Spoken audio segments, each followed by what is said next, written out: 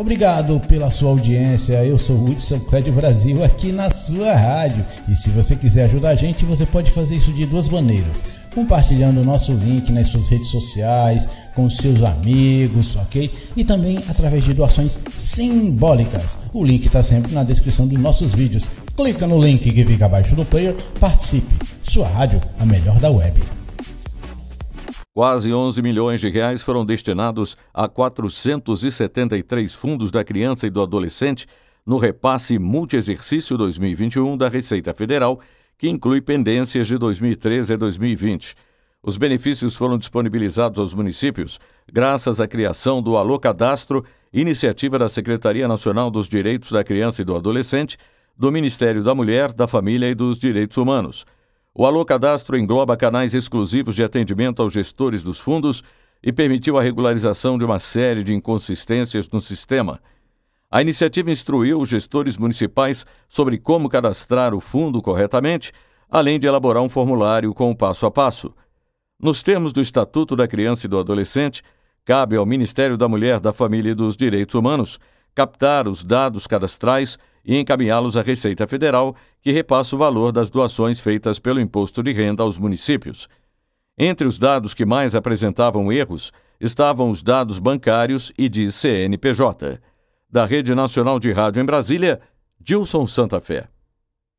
Mais 206 mil famílias foram incluídas pelo governo federal no Auxílio Emergencial 2021. Esse grupo adicional começa a receber o benefício já no próximo pagamento, com início em 16 de maio para os nascidos em janeiro e término em 16 de junho para os aniversariantes de dezembro. O repasse total aos novos beneficiários é de R$ 40.260.000. De acordo com o Ministério da Cidadania, dos mais de 200 mil novos aprovados, 142 mil têm direito à cota de R$ 150 para pessoas que moram sozinhas. 39 mil vão receber R$ 250 e quase 24 mil são mulheres, chefes de família, e a parcela nesse caso é de R$ 350.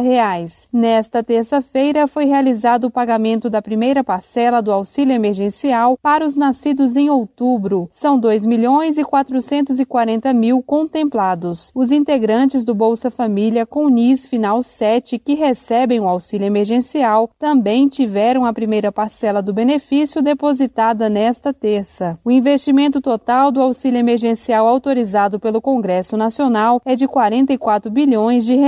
A estimativa do governo federal é que as 4 parcelas cheguem a cerca de 40 milhões de famílias. Da Rádio Nacional em Brasília, Daniela Longuinho. O presidente Jair Bolsonaro assinou nesta terça-feira 2 medidas provisórias.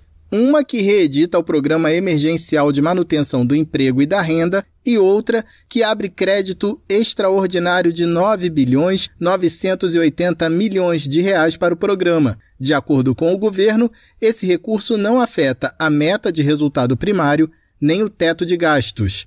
A medida flexibiliza a legislação trabalhista e autoriza que nos próximos 4 meses os empresários adiem o recolhimento da FGTS, concedam férias coletivas e antecipem férias ou feriados. No caso de mudanças nas férias, os funcionários precisam ser avisados com 48 horas de antecedência e os patrões podem escolher pagar o adicional de 1/3 de férias depois, junto com a gratificação natalina. O empregador também pode adotar regime de teletrabalho e criar banco de horas para que o funcionário possa repor as horas não trabalhadas devido à pandemia. Será possível fazer essa reposição até o fim de fevereiro de 2023. A medida também suspende exames médicos ocupacionais, clínicos e complementares para quem estiver em teletrabalho, exceto para os profissionais de saúde. Os exames demissionais continuam obrigatórios. Todas essas mudanças podem ser feitas sem a necessidade de acordo com os trabalhadores. O programa também institui o novo BEM, Benefício Emergencial de Manutenção do Emprego, que será pago pela União nos casos de suspensão temporária do contrato de trabalho ou redução proporcional de jornada de trabalho e de salário. O benefício será pago mensalmente de acordo com o valor do seguro-desemprego a que o empregado teria direito. No caso de redução do salário e da carga horária, os percentuais são os mesmos da primeira versão do programa, 25%, 50% ou 70%. Esses novos regimes de trabalho também serão temporários e devem ser acertados em acordos individuais entre os empregados e os patrões. Essa também é a regra para quem terá o contrato de trabalho suspenso por até 120 dias. Quando retornar às atividades, o funcionário terá a garantia de emprego pelo mesmo período em que ficou afastado. No ano passado, 1.500.000 trabalhadores firmaram acordo de redução proporcional de jornada e de salário, enquanto 9.800.000 tiveram os contratos temporariamente suspensos. O Palácio do Planalto espera que o programa reduza o impacto econômico das medidas de isolamento social. Da Rádio Nacional em Brasília, Vitor Ribeiro. Em viagem à Bahia nesta segunda-feira, o presidente Jair Bolsonaro anunciou que o governo vai repor os valores cortados no orçamento como forma de evitar que o país pare. E dizer que aqueles que criticaram os cortes nos orçamentos foi cortado sim para a questão técnica, mas com toda certeza, brevemente, pelas vias legais, obviamente, faremos a devida recomposição do nosso orçamento. Porque o Brasil não pode e não vai parar. A declaração foi dada no evento de inauguração de mais de 22 quilômetros de duplicação da BR-101, que liga a cidade de Feira de Santana à Esplanada, na Bahia. Com isso, a parte duplicada soma 58 quilômetros, segundo informações do Ministério da Infraestrutura. O ministro da pasta, Tarcísio Gomes, citou que Feira de Santana é o maior entroncamento rodoviário de toda a região Nordeste e que a duplicação vai melhorar a logística de uma região com fábricas de grande porte, como cervejarias, refrigerantes e plantações de eucalipto para a indústria de celulose e carvão vegetal. Bolsonaro também voltou a criticar as medidas de combate à contaminação pelo coronavírus, como o fechamento de comércios nos estados. Desde os primeiros decretos estaduais durante a pandemia, o presidente vem atribuindo as perdas de emprego aos governadores. Segundo ele, a economia deve ser também priorizada. Desde o início da pandemia, o Brasil soma mais de 390.000 mortes por Covid-19. O último levantamento do Ministério da Saúde mostra que mais de 14 milhões de pessoas já se infectaram com o vírus no Brasil. Devido ao alto número de casos no país, o Supremo Tribunal Federal confirmou em plenário que o governo federal tem competência para adotar medidas de enfrentamento à doença. No entanto, os ministros da Corte entenderam que isso não afasta a competência de estados e municípios a tomar providências quando governadores e prefeitos acharem necessário. Da Rádio Nacional em Brasília, Sayonara Moreno. O presidente da República, Jair Bolsonaro, editou medida provisória que institui o novo Programa Emergencial de Manutenção do Emprego e da Renda. O objetivo é reduzir o impacto social diante da paralisação de atividades e restrição de mobilidade em todo o país devido à pandemia do novo coronavírus. O programa institui o novo BEM, Benefício Emergencial de Manutenção do Emprego e da Renda, que será pago pela União nas hipóteses de suspensão ou redução da jornada de trabalho, independentemente do cumprimento de período aquisitivo, do tempo de vínculo empregatício ou do número de salários recebidos. Além disso, não impedirá a concessão ou alterará o valor do seguro-desemprego a que o empregado vier a ter direito, quando atendidos os requisitos previstos legalmente no momento de eventual dispensa. O benefício a ser pago mensalmente tem como referência a parcela do seguro-desemprego a que o empregado teria direito. As medidas se assemelham ao programa editado em 2020, fruto de medida provisória convertida em lei. A MP prevê a possibilidade de redução da jornada de trabalho e do salário dos empregados e suspensão temporária dos contratos de trabalho acumulada com pagamento do benefício por até 120 dias. Da Rede Nacional de Rádio em Brasília, Gilson Santa Fé. O presidente da República, Jair Bolsonaro, editou a medida provisória que dispõe sobre temas trabalhistas para enfrentamento da emergência de saúde pública decorrente da Covid-19. A proposta é semelhante a outra MP editada no ano passado, que não foi convertida em lei pelo Congresso Nacional e teve o prazo de vigência encerrado em julho de 2020. O objetivo do governo é atenuar os prejuízos econômicos das medidas de isolamento adotadas por alguns entes da federação para a contenção da transmissão do coronavírus.